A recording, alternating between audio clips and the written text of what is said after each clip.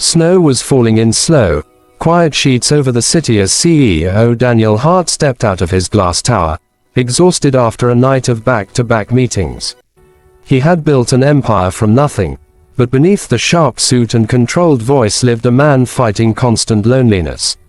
His success had cost him family, warmth, and a home that felt like home. Adjusting his scarf, he walked toward his car when he noticed a tiny figure standing near the corner of the building. A little girl, no more than 7, shivering in a thin pink sweater, her boots soaked through. Her hair was messy, her face pale, but her eyes, big hazel eyes, held something that froze Daniel where he stood, fear wrapped in hope. She stepped forward hesitantly. "Sir, excuse me." Her voice trembled with cold and uncertainty. He bent down gently. "Are you lost?" She swallowed hard, gripping the strap of a small school backpack. "My mom didn't come home last night, and I don't know where she is." Daniel's chest tightened. "What's your name?" "Lia," she whispered, and for a second Daniel felt his own heart break. Something about her reminded him of his little sister he lost years ago. Another winter, another accident he wished he could erase. He took a slow breath. "Lia, where do you live?" "In the old Maplewood apartments," she replied. "Mom works at the diner, she always comes home. But yesterday, she didn't." Tears finally spilled down her cheeks, leaving thin trails on her cold skin. Daniel stood there, the world around him slowly drowning in falling snow. A CEO, known for his hard decisions, suddenly felt small before the trembling child. Something inside him, something buried deep under years of ambition, came alive.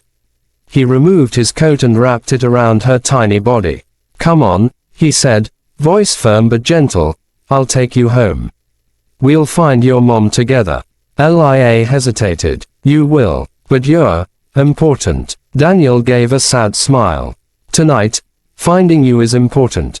They walked to his car, Lia clutching his sleeve as if afraid he'd vanish. He drove carefully through icy streets until they reached Maplewood. The building looked worn, the windows frosted, the hallways silent. Lia led him up 2 flights of creaking stairs to a small apartment. Inside was darkness, cold, and loneliness. A single lamp flickered. Daniel noticed something instantly. No food on the shelves, no heater running, and a small mattress where Lia must have slept alone. Leah's voice shook. "Mom was supposed to come home after the diner closed. She never stays out." Daniel felt anger rising. Not at the mother, but at the world that made a child suffer like this. He crouched. "Lia, I promise I'll find her." Lia nodded, trusting him. Trusting a stranger because she had no one else. Daniel called the diner, emergency services, even shelters. No one had seen Leah's mother since the previous evening. A knot of dread tightened in him. He gently handed Lia a warm drink from the vending machine downstairs. "Stay here, okay? I'll go check the places she might have gone." "I'm coming," Lia insisted, grabbing his hand. "What if she needs me?" Daniel hesitated, then nodded. "All right, stay close." They stepped back into the snowy night. The wind howled through the narrow streets, the sky darkening with an incoming storm. As they walked, Daniel saw footprints leading toward the woods behind the diner, small, hurried, almost desperate. Lia grabbed his coat. "Mom always takes that shortcut." Daniel looked at the footprints disappearing into deeper snow. Something was wrong, very wrong, and he knew then. It didn't matter that he was a CEO. Tonight, he was the only shield this child had. He tightened his scarf, took Leah's hand, and followed the trail into the freezing darkness, unaware that what he would discover ahead would change all 3 of their lives forever.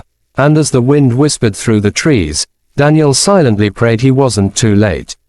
The woods were colder than the city streets, the wind slicing through the branches in icy gusts as Daniel and Lia followed the faint trail of footprints half buried in snow.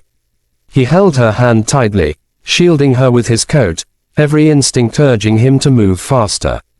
"Lia, did your mom say anything strange yesterday?" Anything at all? He asked softly. Lia nodded slowly. She said someone came to the diner asking questions. Someone she didn't know. She told me not to open the door for anyone at night. Daniel felt unease rush through him. A single mother, a dangerous stranger, and now missing in a snowstorm. Suddenly, they noticed something ahead, a purse lying near a fallen tree, half covered in frost. Lia gasped. Mom's. That's Mom's. She sprinted forward before Daniel could stop her. The purse was frozen, the zipper stiff, but there was no doubt it belonged to Leah's mother. Daniel's heart pounded. The footprints continued deeper into the woods, dragging slightly as if the person was stumbling. Something terrible had happened. Lia, listen to me, he said firmly, kneeling to her level. No matter what happens, you stay right behind me. Understand? She nodded, eyes red, voice shaky. I want my mom. We'll find her, Daniel whispered, more to reassure himself than her. They pushed forward through the snow until Daniel suddenly spotted a dark shape leaning against a tree trunk. Lia, he breathed, stay here. But Lia broke free, rushing toward the figure. Mom. Daniel hurried after her and found a woman curled up, unconscious, her hands bruised, her breathing shallow. Her clothes were soaked, her lips blue from the cold. She had clearly collapsed from exhaustion and exposure. Daniel checked her pulse, weak but present. Call someone, she whispered faintly, her eyes barely opening. My daughter, she's here, Daniel said urgently. She's safe. I'm getting you out of here. Tears rolled down the woman's face as she saw Lia clutching her hand, sobbing. Mom, I was so scared. The woman attempted a weak smile. I tried to come home. Someone followed me. I ran. Daniel clenched his jaw. This world, these struggles, he had been blind to them. He lifted the woman gently. She was light, far too light. He wrapped her in his coat and carried her through the snow, his muscles burning but his determination unshakable. Lia walked beside him, holding her mother's hand the whole way. By the time they reached the road, Daniel had already called an ambulance. At the hospital, as doctors rushed her mother inside, Lia stood trembling, clutching Daniel's coat. Sir, will she be okay? Daniel placed his hands on her shoulders. Yes, you found me, and because of that, we found her. Hours passed. Lia fell asleep against Daniel's arm in the waiting room. When the doctor finally approached, Daniel stood, heart pounding. She's stable, the doctor said with a tired smile. Another hour in the cold and it would have been different.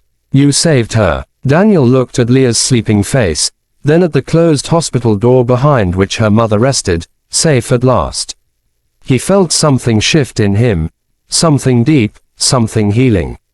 For years he had lived in a world of numbers, deadlines, and empty penthouses. But today, he had done something real, human. Days later, when Leah's mother was discharged, she hugged Daniel with tears in her eyes. You don't know what you've done for us. I have nothing to repay you with. Daniel shook his head. You've given me something I lost a long time ago. A reason to care again. Lia wrapped her arms around him. Can you visit us, please? Daniel smiled, truly smiled. I will, as often as you want. And as snow gently began to fall again outside the window, the three of them stood together, no longer strangers, but something closer to family. For viewers watching this story, if this touched your heart, please subscribe to our channel. Your support helps us share more inspiring, emotional stories like this. Don't forget to like, comment, and share, because one story can change someone's life forever.